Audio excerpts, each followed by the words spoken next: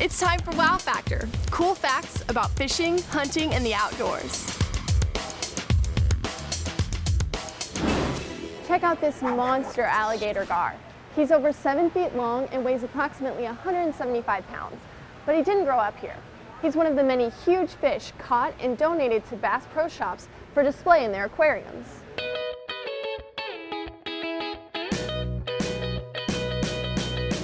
It all starts with a mixture of skill and luck. First, you just have to run out and catch a big fish. That's not so hard, is it? Right. When someone with a big catch calls the 24-hour Big Fish hotline, they are connected to staff members in live exhibits. If it's determined that the fish is right for the aquariums, arrangements are made to get that fish as quickly as possible into a holding tank. If the angler can get the fish to one of our stores, that's great. But what happens if you catch something like this? You're gonna fit that in your back seat? Yeah, right. That's where one of these fish haulers comes into action. Bass Pro will dispatch a driver and a hauler to come get that big fish and then bring it back here.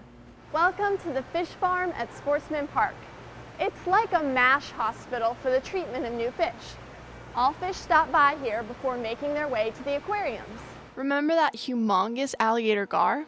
This footage was shot when it arrived at the fish farm.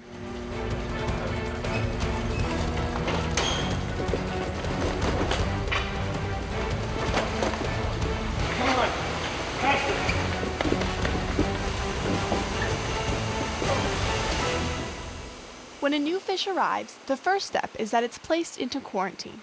This means it's kept all by itself, and that prevents possible disease from spreading to other fish. The fishery staff will measure and weigh the fish and determine if there are any problems with it.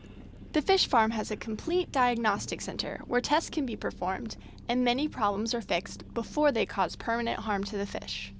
The staff at the Bass Pro Shops Aquatic Division works with 5 veterinarians that specialize in aquatic medicine.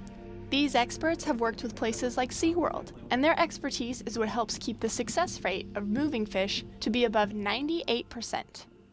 See this big bass? She weighs over 10 pounds and was recently caught in Mississippi. She'll be staying in here for about 45 days and be watched for any problems. After quarantine, the fish will be moved to other holding tanks and ready to be taken to one of the Bass Pro Shop stores. There, they will be placed on display to help educate people about fish and conservation. Now, you can always name a fish, but they don't exactly come when they're called. So, how do you tell them apart? This is where they use something called pit tagging. It's like a barcode for fish.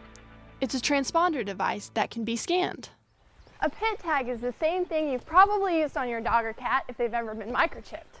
It can help a vet identify them if they're lost. So, let's go tag a fish.